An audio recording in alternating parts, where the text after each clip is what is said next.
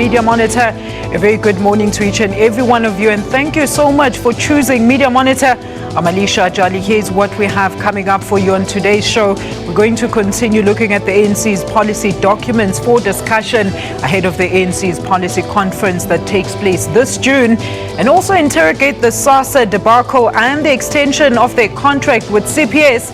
We'll also get to analyze the unlawful appointment of Hawks head Berning Ntlemeza, and also get a preview of this year's Human Rights Day that will be held on March the 21st. And of course, in your international news, you know this, Donald Trump continues to hog the media headlines in regards to the latest travel ban. But first, as always, it's 900 hours in time to take a look at the top and leading news this hour. In breaking news, we've just understood that Joe Mafella has just died in a car accident. All the judges whose personal information was stolen during a break-in at the office of the Chief Justice in Midrand have been given extra security or been alerted. Spokesperson in the office of the Chief Justice, Nathi Mncube, says there has already been a housebreaking at the house of a judge, and 15 computers in the Human Resources Unit were stolen. Mncube says the running of the courts won't be affected by the theft. He added that the computers contain the personal information of judges, including the Chief Justice. Now, it's not yet clear when the Higher Education National Convention will convene after the meeting was postponed in Midrand amid clashes between delegations from the different student formations yesterday. The crowd prevented Higher Education Minister Berning Ntlemeza from making his speech. Ntlemeza then left the venue with a security contingent. Vice Chancellor Adam Habib also had to leave without speaking, and former Deputy Chief Justice Dikgang Moseneke tried to call the students to order. And President Jacob Zuma says the SADC region is working hard to ensure normalcy returns to trouble-torn countries in the region. He was speaking to the SABC at the end of the SADC summit in Swaziland yesterday. The meeting was called to discuss the ongoing fighting in the DRC, as well as political uncertainty in Lesotho, as well as trade amongst the 5 SADC member states. President Zuma says the crisis in the DRC will need all parties to put their countries first.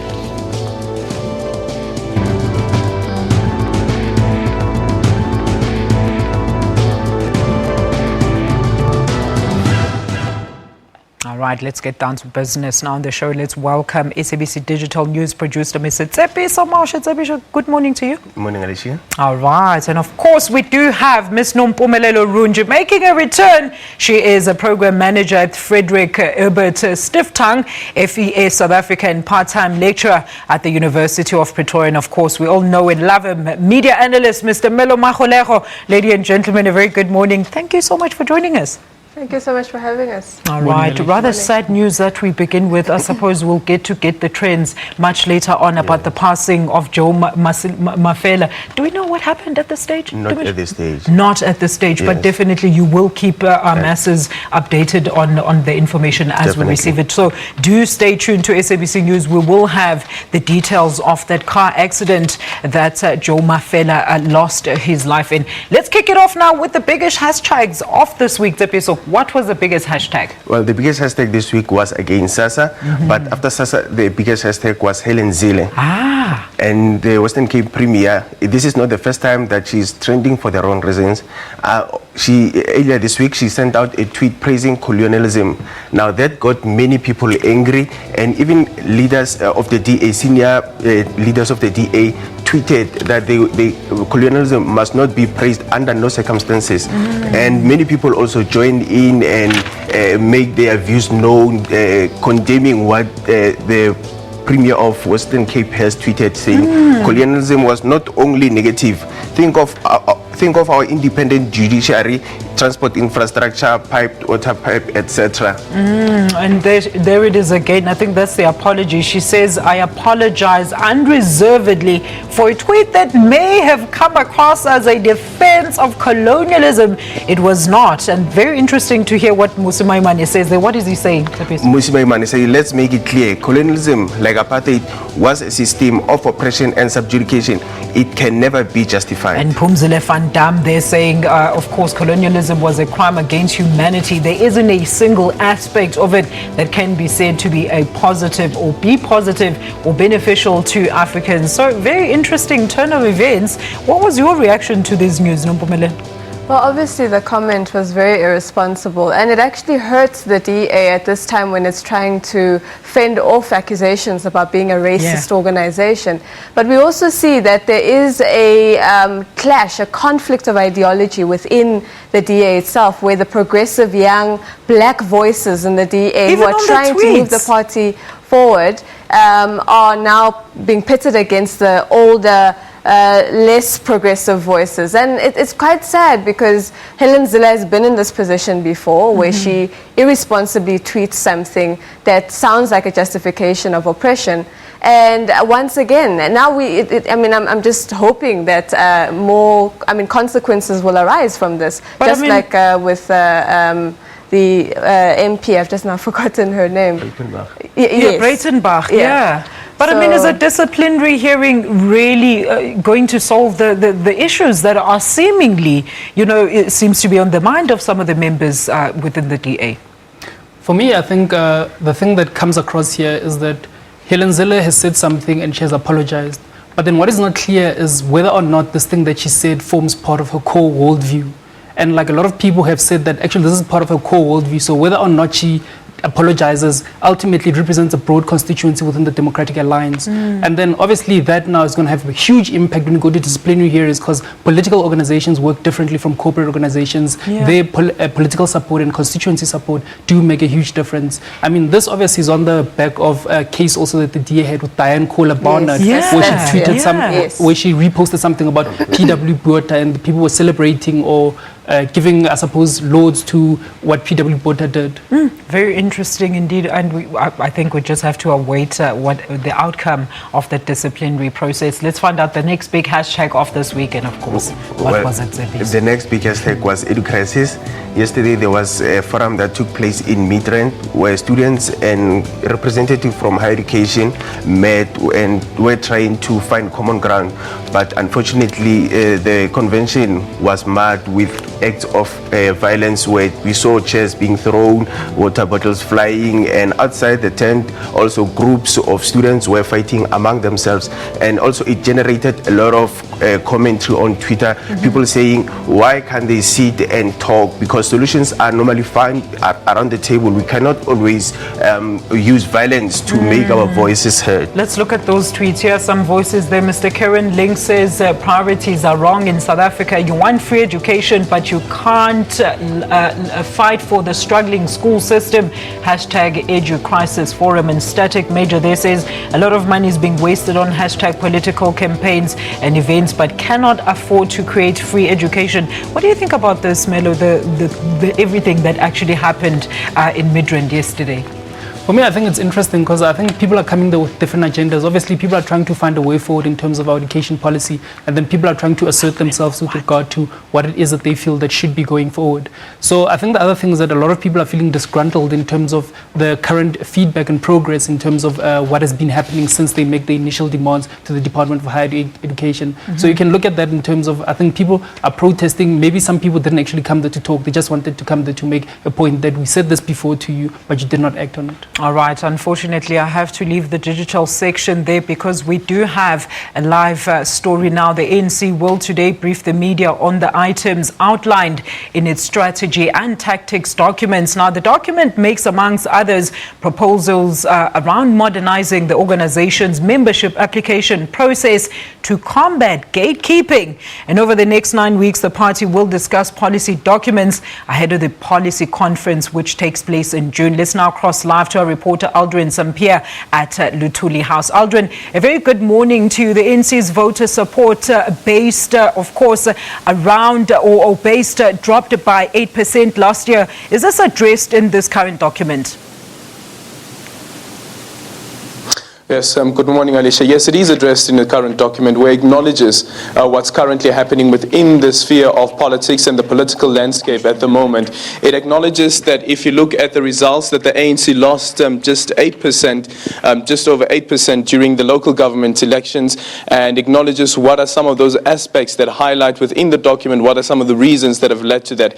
There's also an understanding from the ANC side that because the politicians and the ANC leadership seems to be losing legitimacy within communities. That's one of the reasons why the ANC has lost some support base. It also speaks about what the ANC acknowledged even last year, where it said that the reason why its voter support declined was because of people who stayed away from voting stations. And another reason is splinter groups. Splinter groups have had an impact on the ANC's support base. It also speaks then about what's happening in white communities. It says that while white communities acknowledges that they need to live among black people and so forth, however, though the voting process or the voting pattern of white communities is that they still vote for political parties that are perceived to be protecting the interest and the privileges of the white minority. And then on the other hand, you have issues where you have political parties, these are opposition political parties that protect the interest of white communities. They are now adapting or readapting their theme, and their theme is now around change, in essence to try and to broaden the pool of voter strings. So that's definitely acknowledged within this document. Very interesting, Aldrin. I mean, let's talk about this. I know you did give us a bit of an update last week. What does the document actually say pertaining the party leadership succession policy? Is there anything that is new within this new document pertaining to this matter?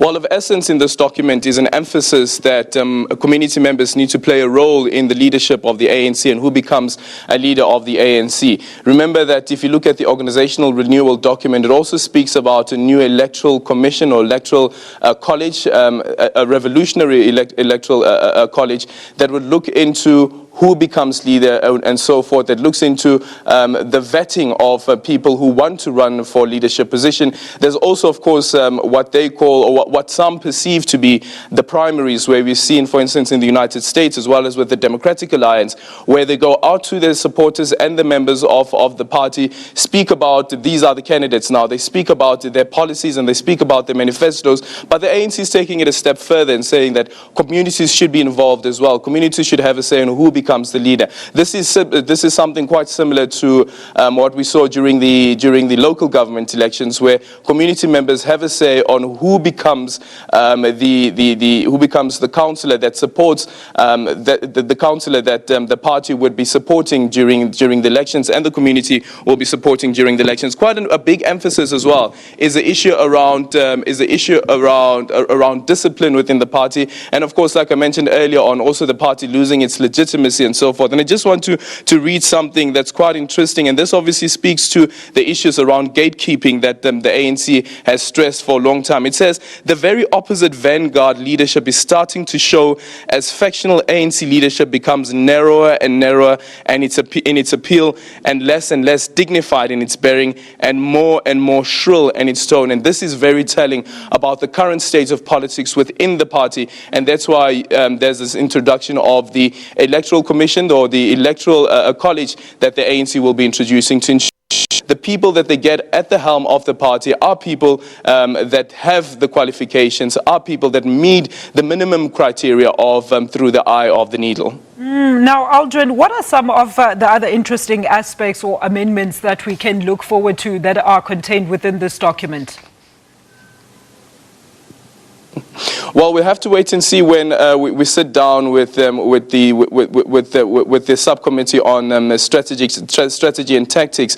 And something that I acknowledge within this document as well is that while the ANC acknowledges itself as an alliance, there's still an emphasis on the ANC being a tripartite alliance instead of an alliance. Remember that SANCO is also a member of the alliance, and there's always just an emphasis on the tripartite alliance members, which is the ANC, COSATU, as well as the SACP. The ANC acknowledges that COSATU, for instance, is going through a very, very difficult period, and of course this threatens the livelihoods of workers in the workplace and the salaries and so forth. But we'll have to wait and see exactly how the ANC will answer to these questions around SANCO and what role SANCO should be playing. Because remember that we've seen various protests taking place in communities, especially in poor, impoverished communities, but there's no emphasis around what role SANCO should be playing in those communities to make sure that the party, the ANC, and its councillors do not lose legitimacy.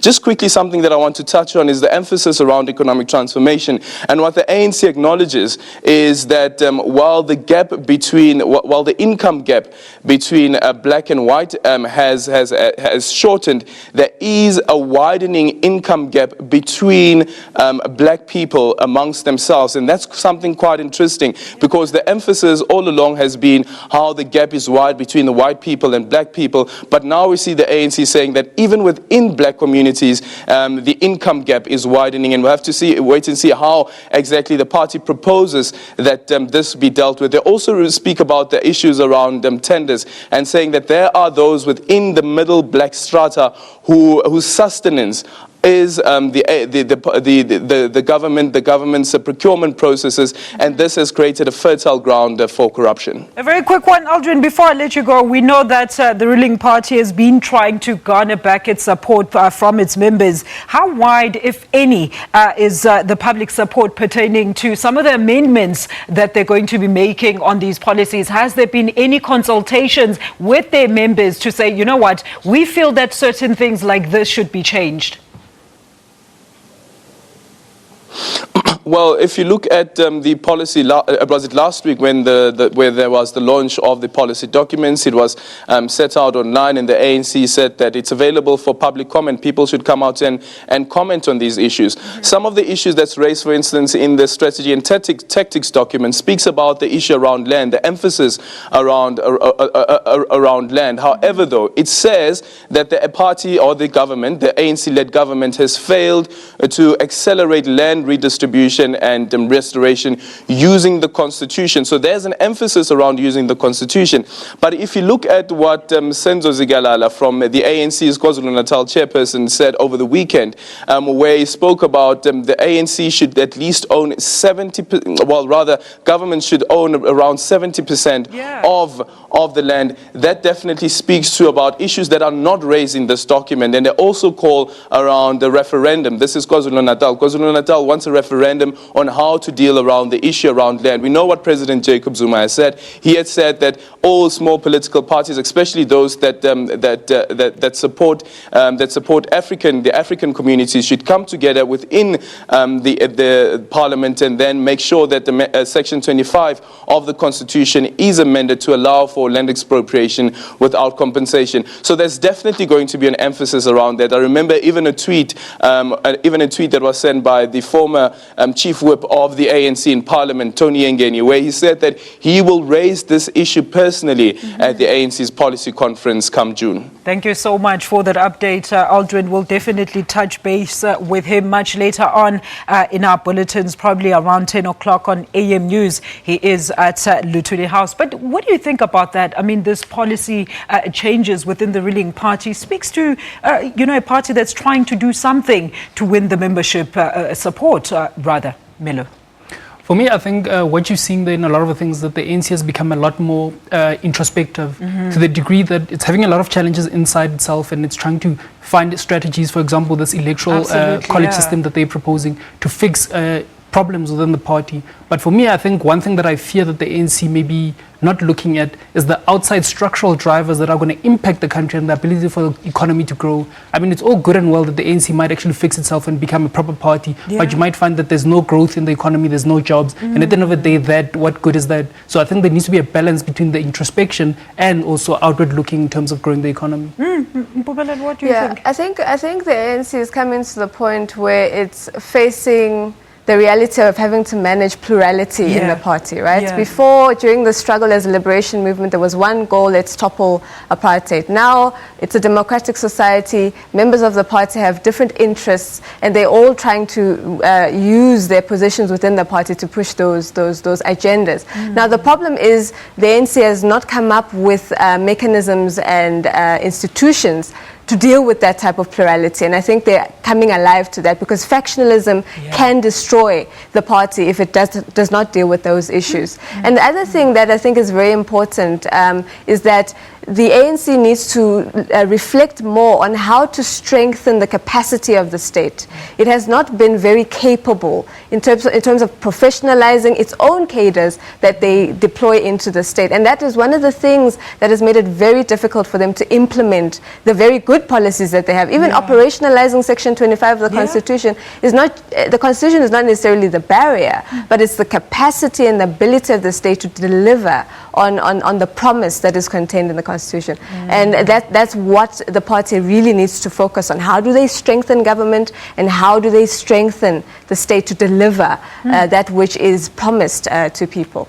Brilliantly put there. We're going to take a quick ad break, and after that we look at the ConCourt's ruling on the extension of the social grants payment with CPS.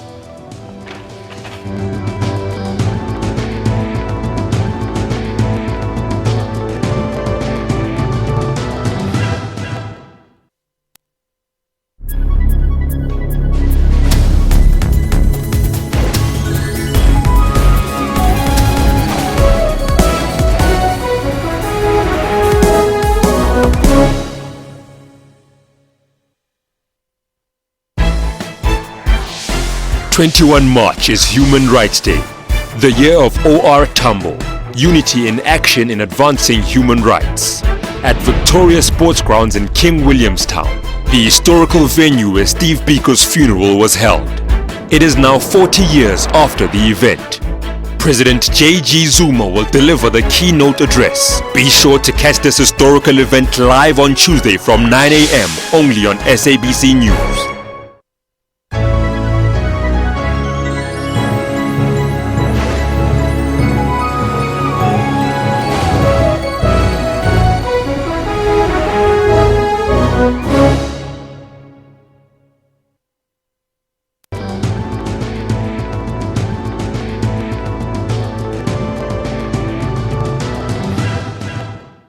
Welcome back. A sigh of relief for the entire country as the Constitutional Court granted CPS a year's extension on their contract with Sassa to distribute grant payments.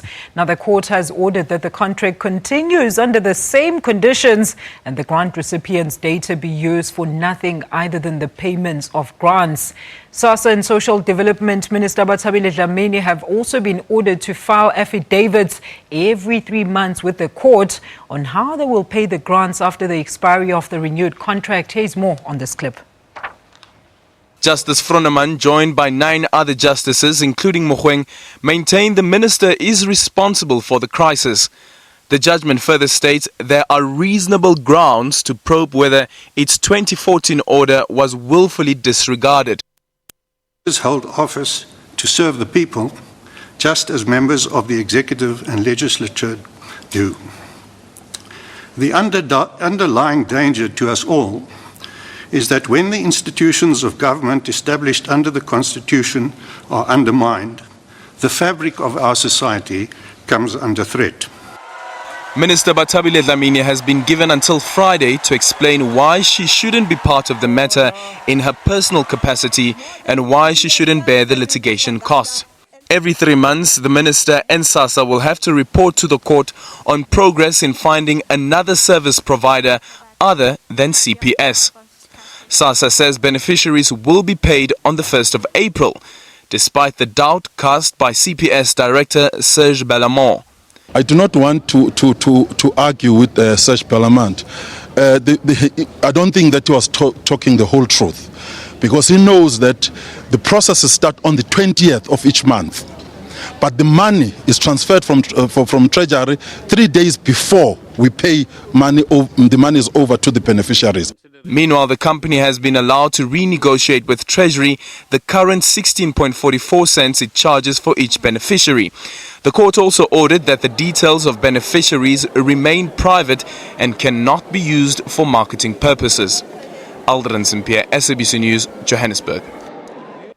Well, we finally saw the resolution of this matter play out in the Constitutional Court this week. What was your reaction to this whole saga, Ntlemeza?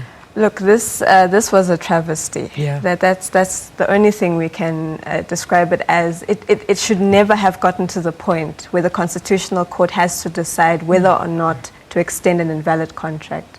And in fact, the judges were very scathing on the Social Development Department and the Minister Bathabile Dlamini, as well as Sassa, because they made undertakings. In 2015, they made an undertaking that Sassa would take over the payment.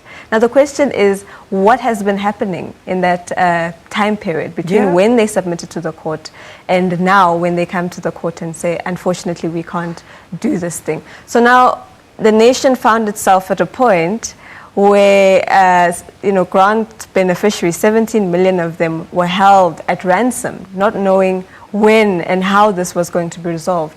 Now, the challenge that we see is that on the one hand, the court is dealing with an executive that failed to meet its constitutional obligation. That's the first part. And then the second part was that it had a higher duty to ensure the delivery of these grant payments on the 1st of April. So it had to weigh up those two. And indeed, of course, it found a very creative solution in that it extended an invalid contract, not changing the conditions in the contract, and also now, sort of giving itself a babysitter role now over the executive. Now the executive has to come and report every 3 months because of its incompetence. I mean, Justice Mogoeng did say last, as he was interrogating the counsel for Minister Bathabile Dlamini, and asked the question, how do we get to this point of such gross incompetence, right? How do we get to a point where a minister does not know what an entity under her purview is doing, particularly because the case had come before the Constitutional Court? She blames it on the CEO. I think even more broadly, it talks about a government or an executive that seems to think that the rule of law is optional, that it is not a must to follow processes and procedures. We saw the arrogance, the minister's arrogance in Parliament 3 days before this judgment was given. We saw President Jacob Zuma defending the minister, calling it a funny democracy, that she should be called to account and held to account. It's a funny democracy. What is really funny is that we have a government that clearly either is ignorant of how our constitutional democracy functions, or is basically doesn't care about those processes and procedures, and is willing to jeopardize the lives of millions of South Africans, as well as put the public interest aside for some other, nefarious interest. We're not even sure yet whether or not there were any benefits to the minister or anyone in Sassa, for instance, for delaying the process of reporting to court and ensuring that CPS continues to have this contract. Melo, what do you think about this? And who do you think the tendering process then should then be left upon? Do you think Treasury is the best place to leave it upon? I think obviously in terms of the framework of government, you have to look at the Department of Social Services. It has the mandate basically to implement social service delivery. And then Treasury, I think, is an accounting function within government. So I think it does not really have the developmental perspective that social services would have. But then it seems that social services also has an issue in terms of competence, in terms of accounting, and then being able give to the follow job to someone who can the do law it rigorously in that extent. Yeah, I think in terms of also the background of this thing, I mean, this contract was initially issued in 2012 to CPS. It was a 5-year contract. And then in 2013, September, then there was an all-pay case that went to the Constitutional Court where they disputed that the process was fair and legal that issued that CPS contract. Then what then happened is that then the Constitutional Court said, no, that process wasn't fair. Then a new tendering process needs to be done. Then what happened is that in 2014, then they came again, it was an all-pay 2. And all-pay 2, then what happened is that they said that, no, we're going to suspend our notice of invalidity. And that suspension of notice of invalidity, meaning that at that point in time, there was no way that another contractor could have come in and taken over. So that invalidity thing that was suspended in 2014, that is what has brought us to what is happening now here. Because now the court is saying that, fine, we said that the contract can go on for its 5-year period, we'll suspend our notice of invalidity over it. But then now the contract is coming to an end in 31 March this year. So what happens after that? And then the big issue that arose in court, which if you listen to Justice Mogoeng's line of questioning, he kept on asking each of the advocates that were representing the different parties, what is the legal basis that the Constitutional Court has to come and intervene in this case? Yeah. Because the one problem is that if you look at it from a private law perspective, you have an issue of a willing buyer, willing seller. Yeah. And in that sense is that CPS, that's why they kept on stressing that, no, we want a contract, because what then they wanted to do is that they want to rely on private law to be able to negotiate the terms of the contract. Then the Constitutional Court came up with a different approach in saying that, no, we're not going to look at this from a private law perspective, we're going to look at this from a constitutional law perspective. And the specific provisions within the Constitution which they relied on is a provision that says that everybody in the country has an obligation to sort of like enable social rights and constitutional rights. And then in that sense, then CPS and Sassa were seen as constitutional organs, and then therefore it needn't happen that they had to be a private contract between the two. Just the Constitutional Court could order them to have some sort of contract to deliver services, which is why, as Ntlemeza has mentioned, that now the Constitutional Court has come out and said, no, you guys are not going to go and per se renegotiate the contract. What's going to happen is that you guys are going to continue with the contract, we're instructing you, but then pending whatever future costs and processes that you guys may come up with, is that Treasury then you can make submissions to Treasury to adjust the rate that you guys are being paid. Well, we'll see if that helps. Let's take a quick ad break now, and after that, the Hawks are once again without a head. More when Media Monitor returns.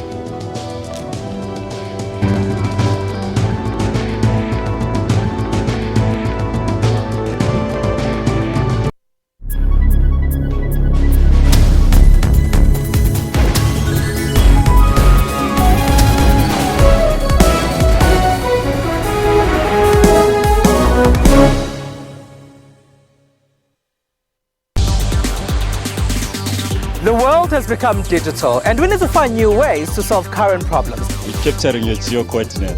So if you stay in a shack, you still have an address because we know where you are. Some are using it to tell new African narratives.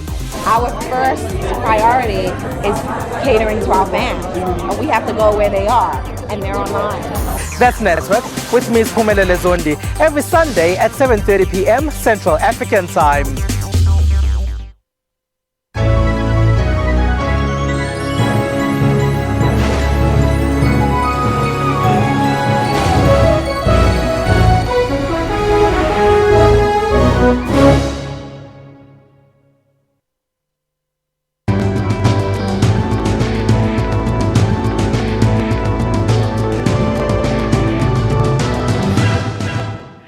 And we're back with Media Monitor now. The appointment of Hawks boss Berning Ntlemeza has been declared unlawful and invalid by the Pretoria High Court and has been set aside. Now, this follows an application by the Helen Zille Foundation and Freedom Under Law to the court to have Ntlemeza's appointment declared as irrational and unlawful and for it to be set aside.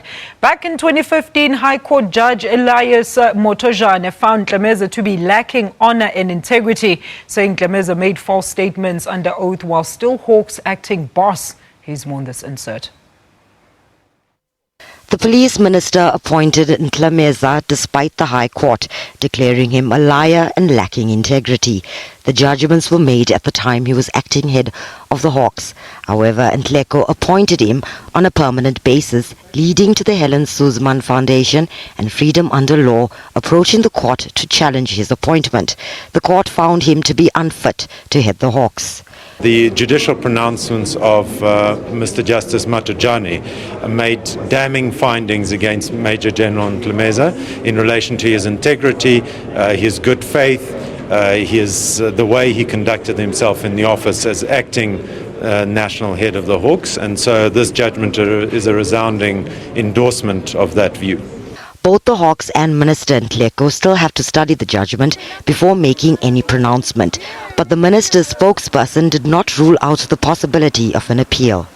There's nothing to be ruled out in matters of this nature, but again, one does not want to prematurely comment on any possible action by the minister. I do not have that authority at this stage. Rather, we start by studying the judgment itself, and then we will make an announcement. The minister will make the announcement thereafter. Ntleko has been ordered to pay the costs. Well, the Hawks are without a head. What do you think, Melo? I mean, this is very interesting, especially off the back of comments by Minister Nathi Ntleko to Parliament a couple of months ago saying that that Matojane judgment was just a recommendation, it was an opinion of a judge, and it's nothing that needed to be really taken seriously.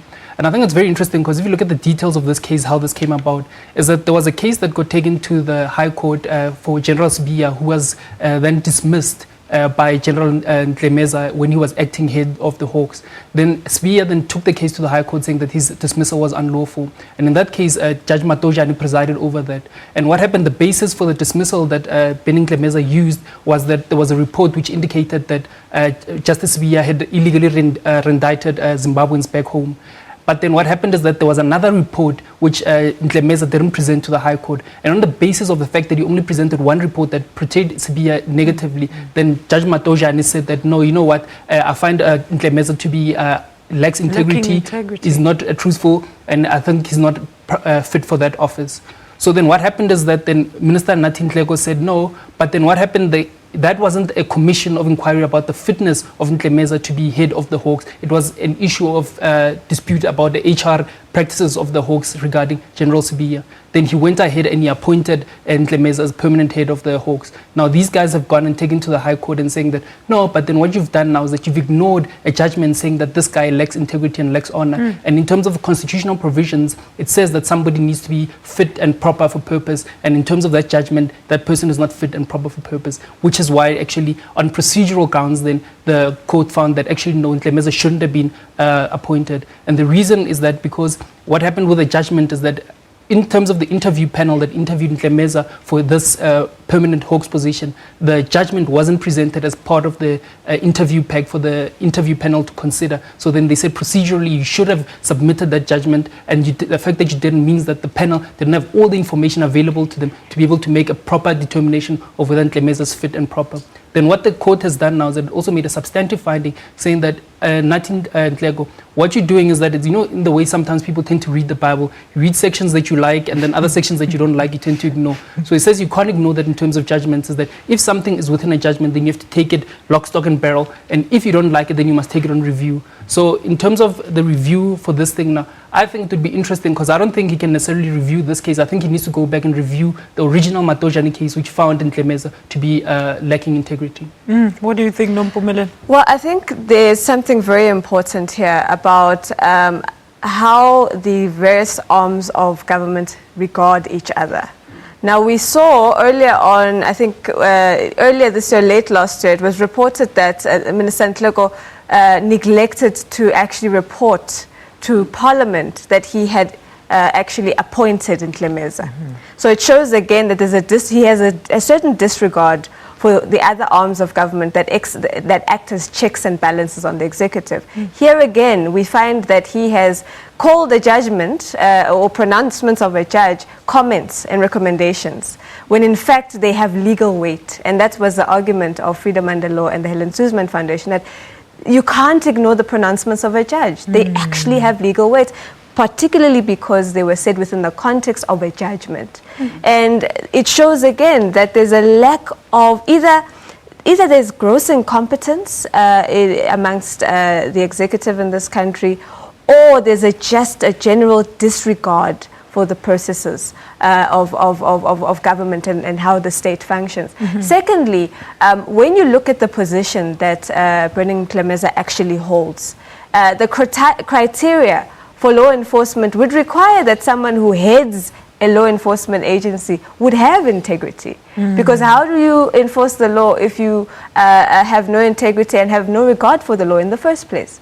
So for me, it would have been something common sense, but you know, common sense is not that common anymore. So it would have been common sense to know that if I'm going to put someone in this position, and this is what has been said about this person, he lacks honor, lacks integrity, he's dishonest. How in the world is he going to honestly run the functioning of a law enforcement institution that requires integrity? And that further diminishes the legitimacy of that institution in the eyes of the public, and therefore trust in state institutions. Look, let's speculate a little now. On another note, let's speculate, Mela, about the reports that have emerged about the break into the offices of the Chief Justice early yesterday, and some very serious information was stolen there. What do you think is the story here? I mean, I think it would be interesting to hear the details around who actually conducted those break-ins and what was the objective behind that.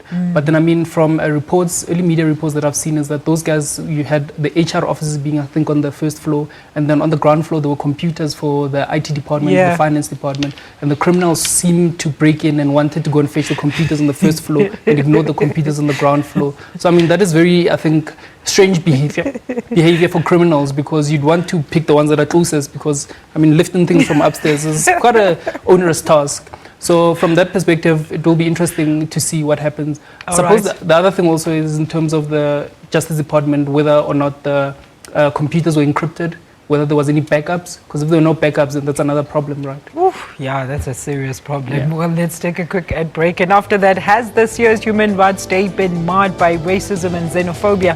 Find out after this short break.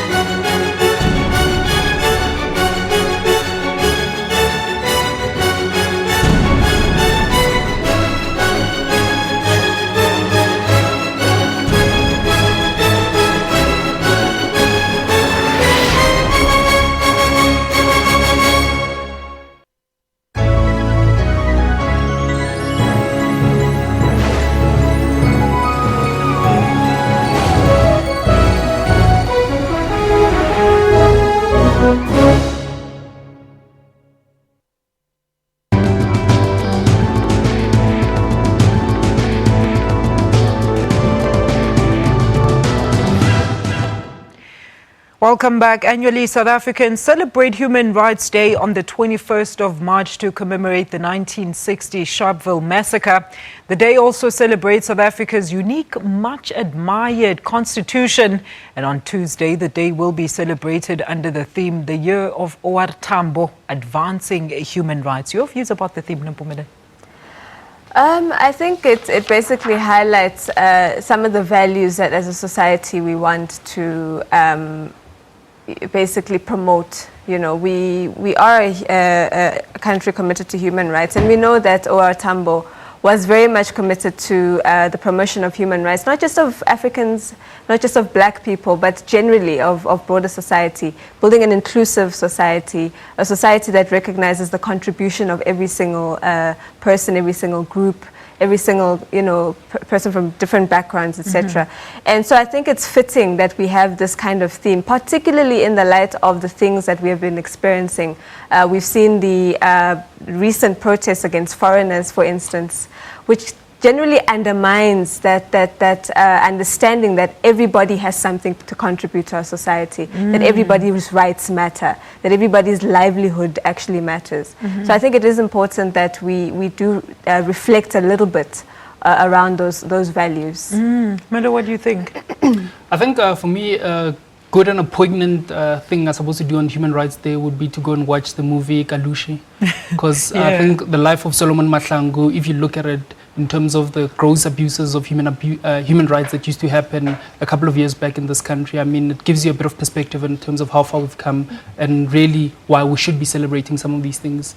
I suppose linking this in the context of the Helen Zille tweets about colonialism, one of the things that people have said is that people often, when they praising colonialism, they tend to advance the material prosperity argument, saying that no, you have roads or you have all of these things, whatever. But one thing that people never look at is in the human rights dimension, right? Yeah. Is that you come here, you take people's land, you rape people, and you do all of these things. And within that context, somehow having roads now sort of invalidates that. You've invalidated people's human rights, and to that extent, you do not respect them as humans, but then somehow we're supposed to be happy that we have roads. So I think in terms of human rights, also we need to recenter, I suppose, our debate in terms of our history and what is important for us as a country to celebrate, because people are human and then life is sacrosanct.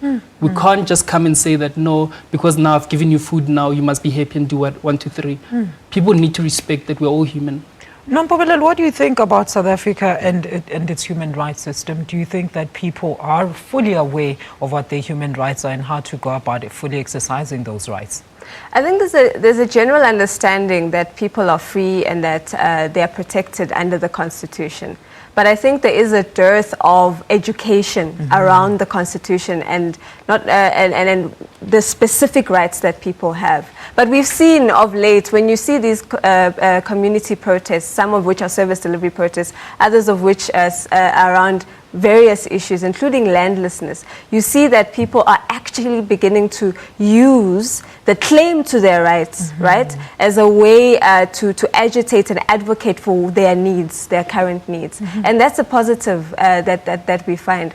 But there is really a need, especially when it comes to, for instance, the rights of asylum seekers, the rights of refugees. Yeah. There's a lot of education that needs to be done around that. And of course, we can't delink those issues from the current economic situation that we face in this country. Yeah. The economy is not growing, and a lot of people are unemployed. Inequality is also widening. So what you find is that we have a constitution that is much broader than most constitutions that also promises socioeconomic rights. Yeah. But how do you realize broadly those socioeconomic rights if you don't have an economy that is actually growing to the extent that there is enough to go around? And so the question then of transformation, of socioeconomic transformation comes in, and the debates around how do we redistribute land equitably, the question of broad-based economic empowerment.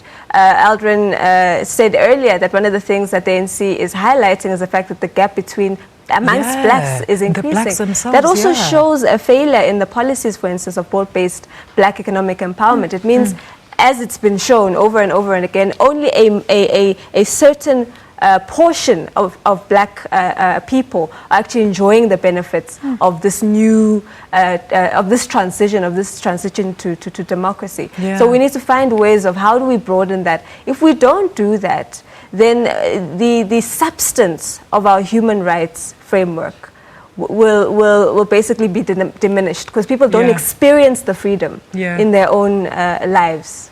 All right, well, that's where we leave it. Sorry, Melo, you'll have a say in the next one, where allegations of the Barack Obama administration wiretapping Donald Trump during the election race have continued to gain more momentum, despite the U.S. intelligence citing there being no evidence of the claims. Meanwhile, 2 U.S. federal judges have blocked the recently revised version of Trump's travel ban, which seeks to block 6 predominantly Muslim countries from entering the U.S. for a period of 90 days. Now, Trump spoke out about the blocking of his executive order in a rally out in Nashville. Here's what he said. A judge has just blocked our executive order on travel and refugees coming into our country from certain countries. The order he blocked was a watered-down version of the first order that was also blocked by another judge and should have never been blocked to start with. This new order was tailored to the dictates of the Ninth Circuit's, in my opinion, flawed ruling. This is, in the opinion of many, an unprecedented judicial overreach. The law and the Constitution give the president the power to suspend immigration. We're going to fight this terrible ruling. We're going to take our case as far as it needs to go, including all the way up to the Supreme Court. It feels like he's still doing a reality TV show. What do you think about his utterances there, Melo? I think, obviously his campaigning is trying to rally the people around his cause. And the big cause that Donald Trump is trying to put across is to fight against radical Islamic terrorism, as he calls it. And part of his fight, obviously, is to try and limit those guys from coming to the US. And limiting them means that having an extreme vetting process at the borders. So part of these travel bans that he's trying to put is trying to work himself towards that process of this extreme vetting that he wants to do on, suppose, jihadists, if you can call it that. But the fundamental problem that Trump has is that in terms of the US First Amendment is that you cannot discriminate people on the basis of religion. Yeah. So the fact that now you're going to do extreme vetting on Muslims to figure out which among them are jihadists, now that is a problem, and then that's why I think the Ninth Circuit Court in San Francisco blocked his initial travel ban. Now this second travel ban, obviously it was blocked by two courts, the one in Hawaii and the other one in Maryland. The one in Maryland is, I think it's a federal court, and the one in Hawaii is a district court. So it's going to be very interesting which one they decide to go and challenge first. So in terms of what Trump then needs to do in terms of that is he's tried to water down the thing and move it away from a religion type of a thing to more of a terrorist type of thing. And in terms of the countries that he's listed, for example, Libya, Sudan, Somalia, Yemen, Syria, Iraq, Iran. He's taking out Iraq in this latest thing. But then the basis now that he's using to justify this thing is that it's more of a terrorist thing as opposed to a Muslim thing. So now obviously his constituency is not very happy about that, because what they want actually is extreme vetting on radical Islamists. All right, Melo, I just have to leave it there quickly because we do have on the line Mr. Wayne Mina, the spokesperson for the Johannesburg Metro Police, to talk to us about any details about the incident or the car accident involving Mr. Joe Mafella. Mr. Mina, a very good morning to you, sir. What can you tell us at this stage? Good morning. I can confirm that there was a motor vehicle accident on the Mike 1 North after Oxford Road off-ramp just before 10 p.m. last night between a Isuzu double cab and a white Ford Figo. It is alleged that the driver of the white Ford Figo, Mr. Joe Mafella, was declared dead on the scene, and the driver of the double cab was not injured.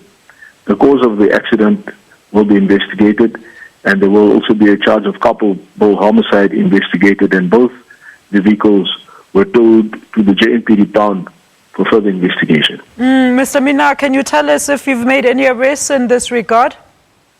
No, there's no arrest at the stage. However, the dockets will be completed and then will be forwarded for investigation purposes. All right. And was anybody else besides Mr. Mafella injured or lost their lives in this accident, sir? No, there was only two people involved. It was the driver of the Ford Figo and the driver of the double cab. And the driver of the double cab was not injured, however, he was under shock. And the driver of the Ford Figo was declared dead on the scene. Mr. Mina, thank you so much for that update, sir. That is Mr. Wayne Mina, the spokesperson for the Johannesburg Metro Police Department, talking to us or shedding some details about, of course, the passing away, the car accident that claimed the life of veteran actor, Mr. Joe Mafella. Let's quickly have a look at some of the tweets that you've been sending us on this tragic passing. Cedric, Sir Cedric 19 says, RIP legend, hashtag Joe Mafella. Dusty Matera says, another 1942, why not at least 12 April 1942 this time? Whitey, that's manga, boy can't keep a secret. Whitey at Joe Mafella, RIP Joe Mafella. Thank you so much, Kosatu. Today, or rather Tando Gutle Gubega says, my heart is shattered, one of my all-time favorite actors. Thank you for making beautiful TV. And she's got a screenshot, a screen grab of Mr. Joe Mafella. The Lebagam Velase says, rest in peace to my most favorite Joe Mafella. Man, oh man, I really thought I'd live to see his face or see him face to face and just laugh. And Shumani Khareda says, what a tragic passing. A comedy genius, icon and pioneer of TV comedy. Condolences to his family again. Friends, rest in peace, Bra Joe. And Catherine Masinga says, R.I.P. Joe Mafella, you'll always be a legend. This is bad. Let's take the last one there. HB Mabasa says, R.I.P. Joe Mafella, aka Malumuteboho, you have indeed left a legacy and you will always be in our hearts. You are in a better place. Now, just your quick comments there, Nompumelelo.